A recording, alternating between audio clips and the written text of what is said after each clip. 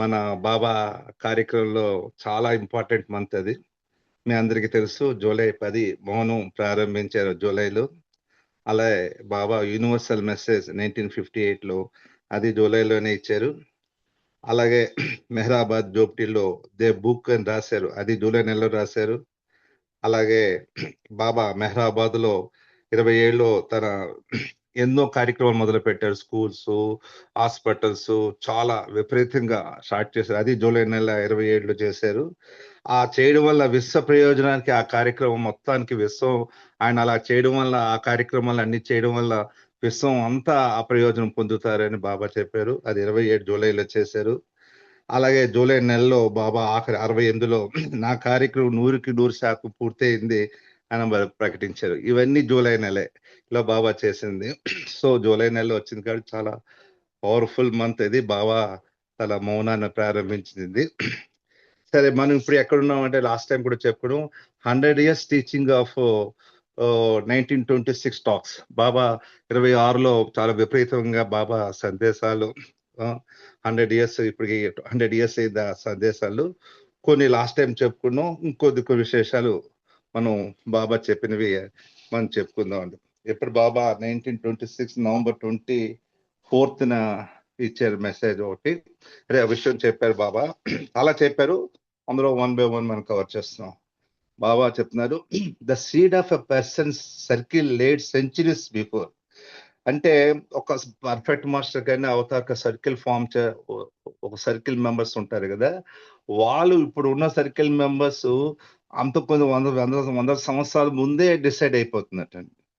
అది ఏంటో బాబా చెప్తున్నారు. About at the time of Shivaji మీకు తెలుసు, బాబా మినీ అవతారగా వచ్చినప్పుడు శివాజీ కింద మినీ ఇన్కార్నేషన్ కింద వచ్చారు, శివాజీ కింద వచ్చారు. శివాజీ 400 సంవత్సరాల క్రితం వచ్చారు. ఆ శివాజీ వచ్చినప్పుడు చాలా మనకి ఇప్పుడు షిర్డీ సాయిబాబా ఎలాగో ఆ రోజులో చాలా చాలా ప్రాముఖ్య రామ్ దాస్ ఒక సద్గురు ఉండేవారు.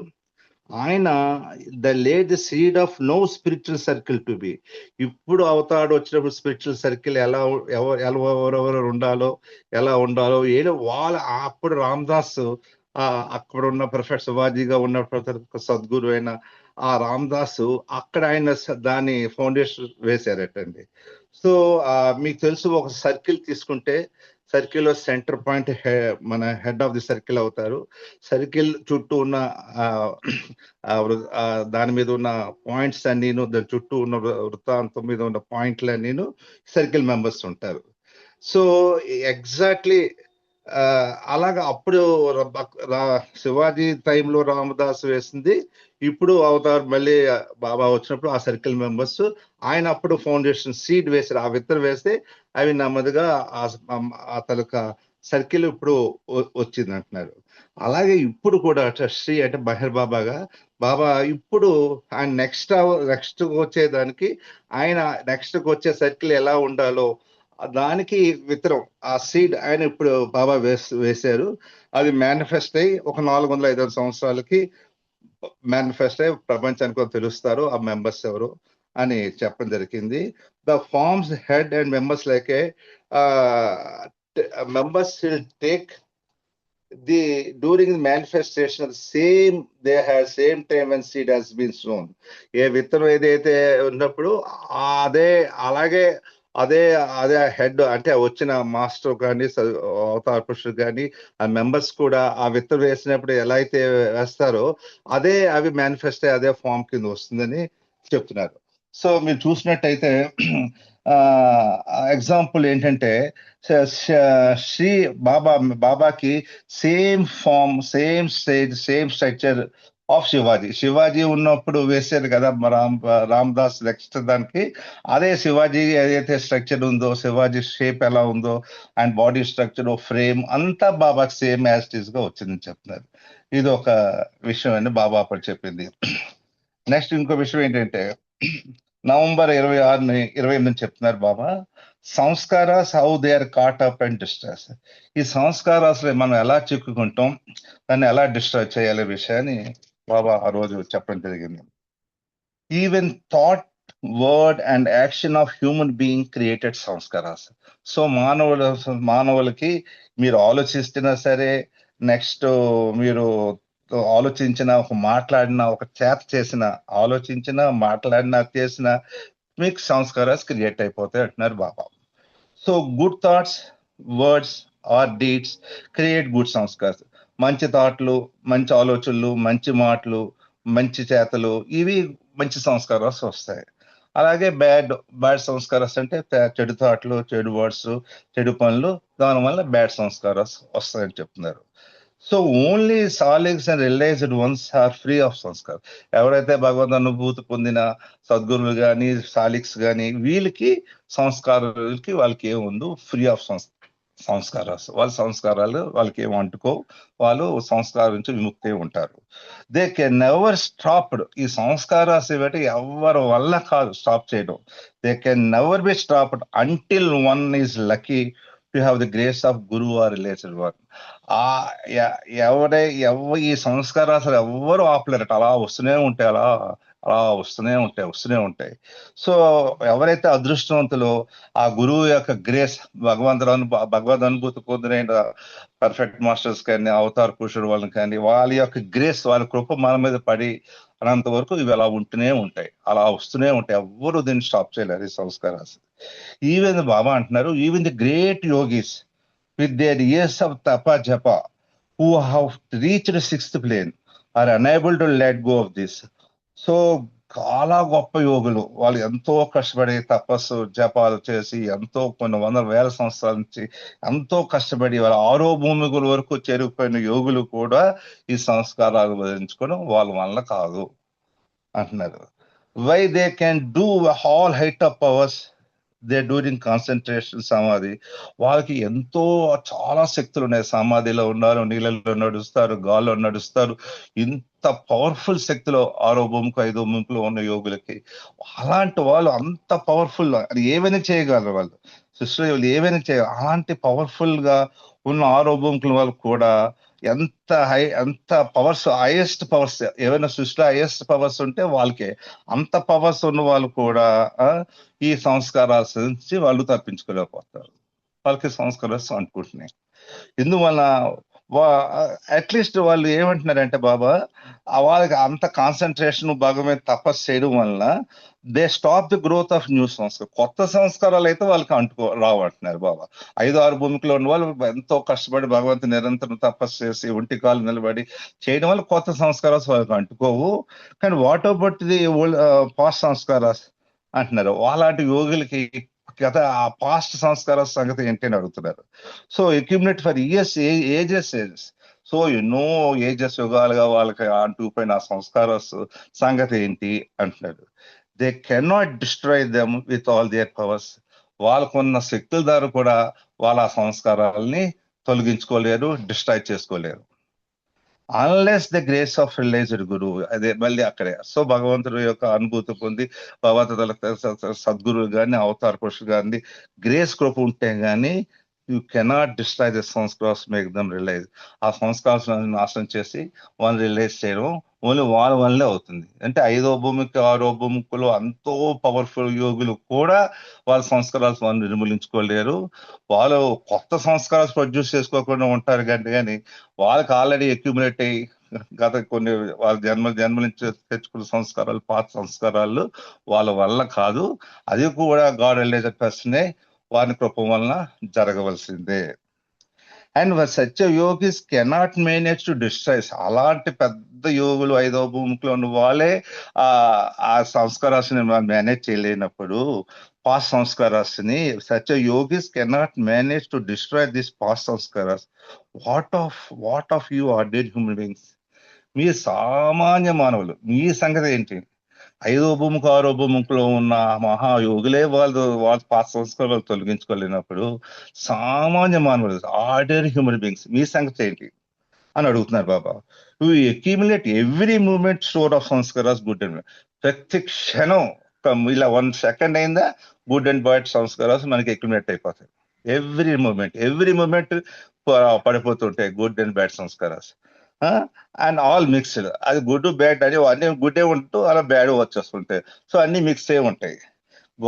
Good sanskaras naturally good sanskaras అయితే గుడ్ థాట్స్ వస్తాయి, అలాగే బ్యాడ్ సంస్కారాస్ బ్యాడ్ థాట్స్ వస్తాయి, అలాగే bad words bad deeds, good words good deeds according to వస్తుంది.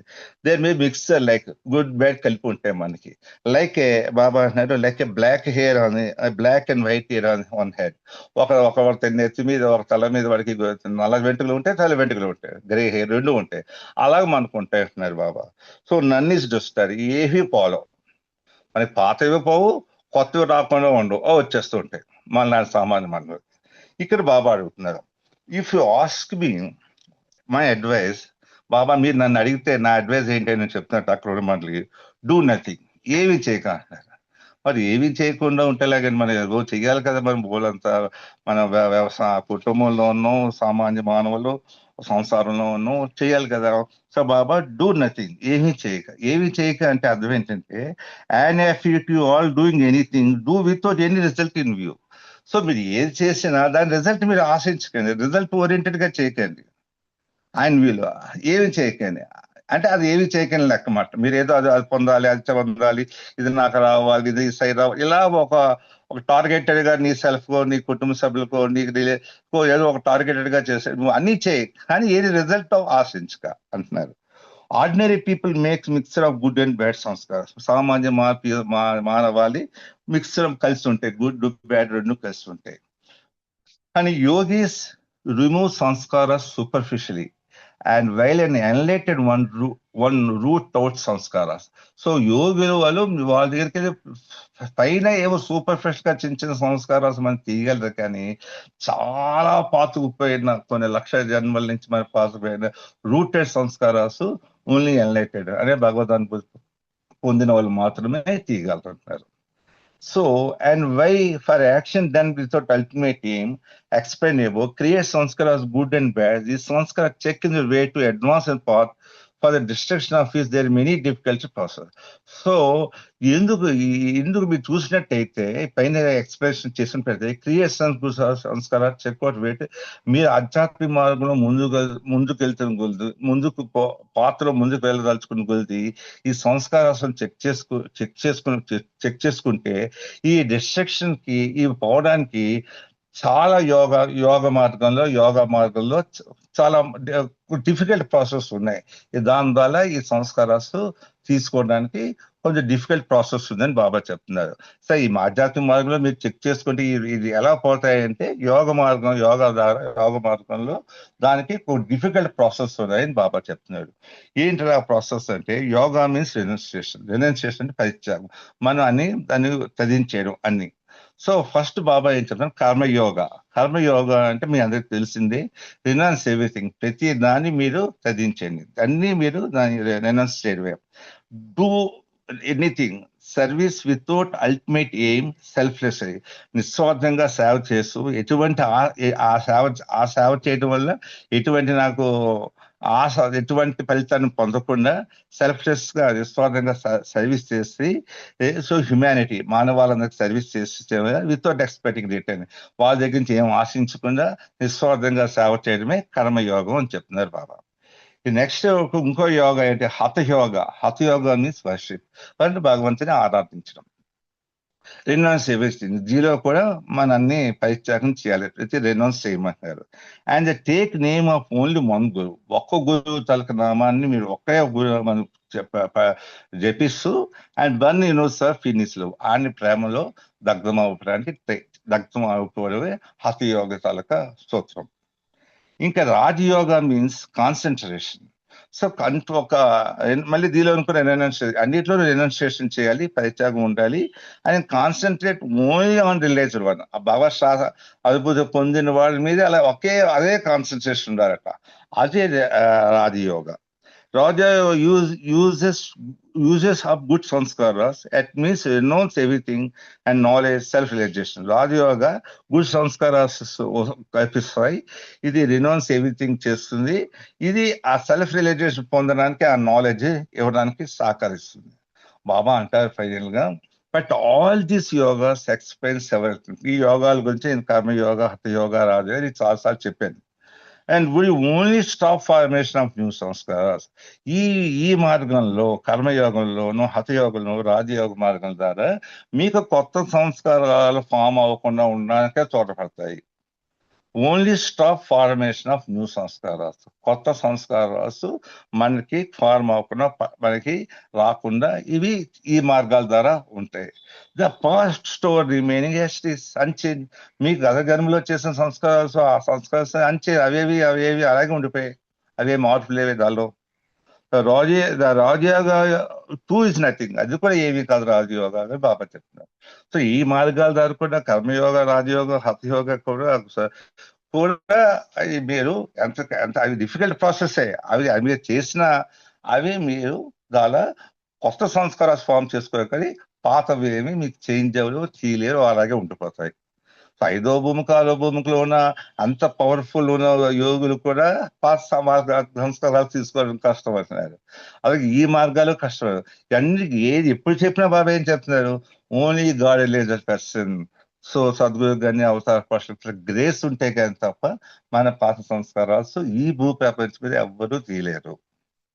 So then what to do stop creation of new sanskara destroy past ones. So ఏం చేయాలి అయితే? ఇవి కొత్త సంస్కారాలు ఆగిపోవాలి, పాత సంస్కారాలు పోవాలి. మనకి ఏమేంటి? మన కొత్త సంస్కారం క్రియేట్ అవ్వకూడదు. దెన్ వాట్ టు డూ, ఏం చేయాలి? To stop the creation of new sanskaras and destroy the past one. మన పాత సంస్కారాలు అన్ని డిస్ట్రాయ్ అయిపోవాలి, కొత్త సంస్కారాలు మనకి అంటకుండా ఉండాలి. అంటే ఏం చేయాలి? హ్యావ్ ఏ దర్శనం ఆఫ్ వన్ హూ రియలైజెస్. అతని యొక్క దర్శనం పొందని ఎవరైతే భగవంతానుభూతి పొంది ఎవరైతే భగవంతుడి కింద వస్తారో సద్గురు కానీ అవతార పురుషు కానీ ఆయన యొక్క దర్శనమే చేయని. చూడండి Baba have a darshan of, ఆయన యొక్క దర్శనం చేసుకోండి. వన్ హూ రియలైజ్ ఫలో గురువు who realize like a furnace. ఎవరైతే భగవంతు అనుభూతి పొందిన గురువు ఎలాంటి వాడట? ఒక ఫర్నెస్ లాంటి వాడట. ఫర్నెస్ అంటే తెలుసు కానీ పెద్ద టెంప్లెట్స్ పెద్ద దాన్ని ఏది వేసినా కరిగిపోతుంది. ఏ మెటల్స్ ఎలాంటి వేసినా ఫర్నెస్ లో వేస్తారు కదా, మన మెటల్ ప్రాసెస్ లో ఫర్నెస్ అంటారు కదా, ఒక కొలిమి హీట్ కొలిమి. అలాంటి దాంట్లో మీరు అలాంటి వాడట, మీరు అలాంటి వాడు దర్శనం చేసుకోండి. So burning everything in good and ఆ ఫర్నెస్ లో burning everything good and bad sanskaras, good and bad past and present all sanskaras. ఆ ఫర్నెస్ లో good bad plus present past sanskaras అన్ని దానిలో మనకి బర్న్ అయిపోతాయి. ఎవరైతే దర్శనం పొందుతారో, ఎవరైతే భగవద్ అనుభూతి పొందిన మాస్టర్ యొక్క దర్శనం పొందుతారో అతని దగ్గర అతను ఫర్నెస్ లాంటి వాడు. ఆ ఫర్నెస్ లో అన్ని మెల్ట్ అయిపోతాయి. సో ఆయన మనకు దొరకాలి. So it is there for such a realised one try to keep the company of son. So అలాంటి సచ్ ఎ రిలేషన్ అలాంటి భగవంతునికి భగవంతుడిగా వచ్చిన అతను వాడు ఎక్కడ దొరుకుతాడు అంటే realised one try to keep the, అతను కంపెనీ ఆఫ్ సిన్నర్స్. ఈ సిన్నర్స్ ఈ పాపం చేసే వాళ్ళు కంపెనీ దగ్గర అతను ఉంటాడట. చూడండి, therefore such a religious one try to keep the company of sinners who are most drowned in these sins. వాళ్ళు ఎన్నో మహా పాపాలు చేసి మునిగిపోయి ఉంటారు. అలాంటి వాళ్ళ కంపెనీలో వస్తారు చెప్తారు. ఎందుకంటే బాబా చెప్తారు అరౌండ్ బాబాజాన్ దగ్గర కూడా బాబాజాన్ చుట్టూ ఎవరు ఉండేవారట? ఆల్మోస్ట్ ఆల్ సిన్నర్స్, అందరూ పాపాత్మలు ఉండేవారట. ఎవరు తాగిపోతున్న వాళ్ళు, చిన్న దొంగతనం చేసేవాళ్ళు, ఇలాంటి వాళ్ళే రాత్రి ఆవిడ చుట్టూ ఉండేవారట. అరౌండ్ బాబాజాన్ దగ్గర almost sinners, people with bad habits, చెడు అలవాట్లు వాళ్ళు, తాగుబోతులు, వాళ్ళు దొంగతనం చేసేవారు ఎప్పుడు ఆ బాబాజాన్ చుట్టూ ఉండేవారట. సో దే వాంట్ వాళ్ళు ఎందుకు వస్తారంటే వీళ్ళు they want to give a lift to the sinners. ఆ పాపాత్మలకి లిఫ్ట్ పైకి లేపడానికి పాపం ఇంకా మునిగిపోతున్నారు, చేసిన పాపాలు ఇంకా అక్కడ అలా మునిగిపోతుంటే అలాంటి వాళ్ళందరినీ పైకి లేపడానికి వాళ్ళు చేస్తుంటారు. And lift them and save them, వాళ్ళు సేవ్ చేస్తారట. And which this their work duty for which duty lone the assumes human form. అందుకనే ఆ వర్క్ చేయడానికి వచ్చి, అందుకే మానవ రూపం ధరించి అలాంటి వాళ్ళందరినీ అందరు కదా. అదే బాబా యొక్క వర్క్ ఏంటి? పాపాత్మలందరినీ పుణ్యాత్మలు చేయడం అని చెప్పారు కదా, అదే సేమ్. సో దెన్ అబౌట్ మండలి. సో మండలి గురించి సంగతి ఏంటి అని బాబా అయితే, మండలి గురించి చెప్తే బాబా అంటూ హూ ఆర్ మోస్ట్ ఫార్చునేట్, చాలా అదృష్టవంతుట మండలి వాళ్ళు. And are able to perform all 4 yogas. So వాళ్ళు ఆ 4 యోగాలు పెర్ఫార్మ్ చేయగలరట ఎట్ ఏ టైం, ఒక్కసారే చేయగలరు. For you have renounced everything, then you have been practising karmayoga by doing what I order to do. So ఎవరైనా ఏదో ఒకటి చేయగలరు. కర్మయోగ అంటే కర్మయోగ చేయగలరు కానీ, హతయోగ చేయగలరు కానీ, కానీ వీళ్ళు అన్ని పెర్ఫార్మెన్స్ చేయగలట, ఎట్ ఏ టైం చేయగలరట.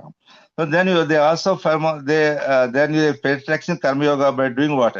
బాబా అప్పుడు ఇది 26లో చెప్తున్నారు కదా, అప్పుడు అంత మండలి బాబా ఏం చెప్తారు చేస్తారు. అప్పుడు బాబా ఏం చెప్తారు, సో కర్మయోగం అంటే బాబా ఏం చెప్తే అది చేసేవారు వాళ్ళు. ఎందుకు ఏమిటి అని ప్రశ్నించేవారు కదా అప్పుడు. సో అది కర్మయోగ కింద వస్తుంది అంటున్నారు Baba. And then you also perform hathayoga when you your love and worship for me. వాళ్ళు నన్ను ప్రేమించి నన్ను ఆరాధించినప్పుడు అది హతయోగ కిందకు వస్తుంది. And renounce everything and every day listen to what I say. So వాళ్ళు ప్రతిదీ ఇంకా వాళ్ళు అన్ని నా వాళ్ళు వెళ్ళారు, ఫ్యామిలీకి అంతా వదిలేసుకొచ్చి బాబా దగ్గర అంతా సరెండర్ అయిపోయి అంతా ఎన్ని వదిలేసుకొచ్చి వచ్చారు. ఎవ్రీథింగ్ ఏం చెప్తే బాబా అదేం చెప్తే అది ఇంకెందుకు మాట్లాడారు. అదేమో హతయోగ కిందకు వస్తుంది. And again thinking night and day మీ ఇల్లు, రాత్రి పౌరు నన్ను నామస్మరణ చేసుకుంటూ కాన్సన్ట్రేట్ గా at the same time Baba చెప్పిన పని చేస్తూ, బాబా నేను నిరంతరం ఏం చెప్తా చేస్తూ అన్ని వదిలేసుకుని నా అనువాళ్ళు లేకుండా ఎవ్వరు లేకుండా మండలి సరెండర్ అయిపోయి మళ్ళీ అట్ ద సేమ్ టైం వాళ్ళు డే అండ్ నైట్ బాబా నామాన్ని స్మరిస్తూ ఉండడం వల్ల వాళ్ళు అది ఏమవుతుంది, కాన్సన్ట్రేషన్ గాడ్. సో అది మళ్ళీ రాజయోగ కింద వస్తుంది. రాజయోగ ఆయన orders, concentration all mind and mean orders, you perform rajayoga, renounce everything gathering round me learn knowledge and process. So అన్ని ఒక మండలి వాళ్ళు అన్ని యోగాలు ఒకసారి ఎట్ ఏ టైం చేసేస్తున్నారు. బాబా చెప్పింది కాన్సన్ట్రేషన్ అన్ని చేస్తున్నారు. టు షే బాబా అంటారు దట్ సింపుల్ గా షార్ట్ గా చెప్పాలంటే రినౌన్స్ ఎవ్రీథింగ్, అన్ని పరిత్యాగం చేయండి ఇన్ షార్ట్. అండ్ సరెండర్, మీరు అన్ని వదిలేయండి, పరిత్యాగం చేసి మీరు చేయవలసింది అంటే and surrendering heart and soul to a guru. గురువు అంటే మనకి బాబాయ్. ఎవ్రీథింగ్ సరెండర్ హార్ట్, నీ హృదయాన్ని సమర్పణ చేయి, నీ ఆత్మని సమర్పణ చేసేయమంటారు. And perform most and you have been enabled to perform the most difficult task of performing all 4 at a time. And where for any great yogi can be impossible to perform into yoga step. So మీరు ఎప్పుడైతే సర్వస్సు నీ హృదయం నీ ఆత్మ మొత్తం ఆయన surrender చేసినైతే అది ఎంత మోస్ట్ డిఫికల్ట్ టాస్క్ అంటే 4 యోగాస్ కలిపి అట్ ఏ టైం చేసినానికి సమానం. 4 యోగాస్ అట్ ఏ టైం ఎంత ఇదో మీరు కంప్లీట్ హృదయపూర్వకంగా మీరు సమర్పణ అయిపోయి ఆయన చేసినట్టయితే అది even yogis is impossible to perform to yogis at a times. Yogis 5వ గుంపులో 2 యోగాస్ చేయగలరట, 4 యోగాస్ కూడా చేయగలరట. 2 యోగాలు చేయడమే చాలా ఇంపాసిబుల్ అట వాళ్ళకి. అలాంటిది మీరు ఆ భగవంతుడు బాబా చెప్పినట్లు ఆయన కంప్లీట్ సర్వార్పణ అయిపోయి ఆయన చెప్పినట్టు చేసి నిరంతరం నామస్మరణ చేస్తూ ఆయన కాన్సన్ట్రేషన్ అన్ని యోగాలు దానికి వచ్చేస్తాయి అంటున్నారు బాబా. దాన్ని వేరే పేరు పెట్టట్లేదు, కర్మయోగం. నిస్వార్థమైన సేవ చేస్తూ మీరు ఎటువంటి ఎవరికి సర్వీస్ చేసినా మీకు ఇంకో ఆలోచన ఉండదు, నాకు ఏమి ఇస్తాడు ఆ రిటర్న్ ఆ ఫలితం, ఎవరికి ఆశించకండి. ఎలాంటి సర్వీస్ మీకు తోచినట్టు మీ కెపాసిటీ మీ లిమిట్ తగ్గట్టుగా మీరు ఎంత చేయగలరు, ఎంత మీ వయసు రీచ్ మీ దీన్ని బట్ట మీరు ఎంత కెపాసిటీ చేయగలరు నిస్వార్థమైన సేవ చేస్తూ నిరంతరం ఆయన హృదయంలోనే ఆయన సర్వార్పణ చేసుకుంటూ నిరంతరం కాన్సన్ట్రేషన్ భగవంతుని మీద చేసుకుంటూ అన్ని యోగాలు దానిలోకి వచ్చేస్తాయి. మీరు ఎట్ ఏ స్టేజ్ మనం 4 యోగాలు చేసే కెపాసిటీ మనం చేయగలం. చేసినైతే అలాంటి యోగులు కూడా 1-2 చేయడమే వాళ్ళకి చాలా కష్టం అని బాబా చెప్పడం జరిగింది. ఇంకా బాబా ఏమంటున్నారంటే Ramakrishna Paramahamsa was realised and innumerable followers as said believe him as such a god personified. Ramakrishna Paramahamsa Baba సాష్టాంగం పొంది సద్గురు కింద వచ్చి ఎంతో మంది ఆయన ఫాలోవర్స్ గాడ్ భగవంతుడి కింద అతన్ని స్వీకరించారు. Such a one god personified. There was merely blind faith, blind belief without any proof of satisfaction heart and head. So ఎంతో మంది అంటే బాబా రాకముందు రామకృష్ణ పరమహంస సద్గురువుని బాబా అవతార్ 1994 అయితే ఆయన 1883లో బాడీ డ్రాప్ చేశారు. అప్పుడు రామకృష్ణ పరమహంస చాలా ఫేమస్ సద్గురు. ఆయన అందరూ భగవంతుడి కింద అందరూ నమ్మారు. Complete blind faith. దానికి ప్రూఫ్ దేవుడు అంటే అంతే, భగవాన్ అలా నమ్మారు. ఫెయిత్ అండ్ విశ్వాసమే. ఆయన ఎనీ ప్రూఫ్ కానీ కావాలి ఏమీ ఉపయోగించలేదు. అంత పీపుల్ అందరూ హ్యూమన్ బీయింగ్స్ ఇంట్లేదు. So Ramakrishna was given experience realisation by Totapuri. సో మీ అందరికీ తెలుసు రామకృష్ణ పరమహంస గురు తోతాపురి అనే ఆయన యొక్క మాస్టర్. అతను అతనికి రియలైజేషన్ ఇచ్చారు. అతను రియలైజేషన్ ఇచ్చిన తర్వాత నాకు ఎలా అయితే మహారాజు ఉపాసిన మహారాజుని మళ్ళీ బాబాజీ నాకు ఇచ్చిన తర్వాత మళ్ళీ ఈ లోకంలోకి, ఈ స్థూల ప్రపంచంలోకి ఎలా తీసుకొచ్చారో, సో అలాగే ఒక లేడీ సెయింట్, ఒక సన్యాసి, ఆ స్త్రీ మళ్ళీ రామకృష్ణ పరమహంసని మళ్ళీ తీసుకొచ్చింది. కమింగ్ డౌన్ నాకు 13 years పట్టింది అంటున్నారు బాబా. సో బాబా అంటున్నారు ఇది తాలూక విషయాన్ని బాబా చెప్తూ ఆఖరిగా ఏం చెప్తున్నారంటే అబౌట్ యోగీస్.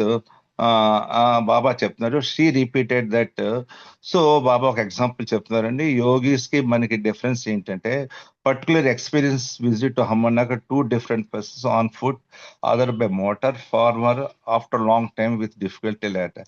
సో ఒక హమ్మన్నగర్ కి సిటీకి, హమ్మన్నగర్ చిన్న ఊరు అనుకుని ఆ ఊరు చేరినందుకు 2 మనుషుల ఎగ్జాంపుల్ తీసుకున్నారు. ఒకతను కాలినడకన వచ్చారు. సో నడుచుకుంటూ ఎన్నో రోజులు నడుచుకుంటూ హమ్మన్నగర్ చేరుతారు. హమ్మన్నగర్ చేరరు అనేది అంటే అక్కడ హమ్మన్నగర్ ఊరు ఉంది కానీ బాబా చెప్పారు ఎగ్జాంపుల్ మెహరాబాద్ దగ్గర కదండి. అహ్మద్నగర్ ఊరు చేరడం అనేది ఒక ఎక్స్పీరియన్స్. అహ్మద్నగర్ చేరాం, అది ఒక ఎక్స్పీరియన్స్ పొందాలి అంటే ఒక అతను బై ఆన్ ఫుట్, బై నడకతో వస్తాడు. నడుచుకుంటూ ఎన్నో రోజులు వాళ్ళు ఊరింది. ఇంకో మోటార్ మీద వస్తారు, మోటార్ సైకిల్ మీద వస్తారు. ఎవరు కన్వీనియంట్ గా వస్తారు? మోటార్ సైకిల్ అన్నమాట ముందు వచ్చేస్తారు, జస్ట్ 6 గంటలు వస్తారు. నడుచుకుని వచ్చేవాడు కొన్ని రోజులు పడుతుంది. సో బాబా అంటారు, so later one on could be compared to hardness. So one on foot, other by motor.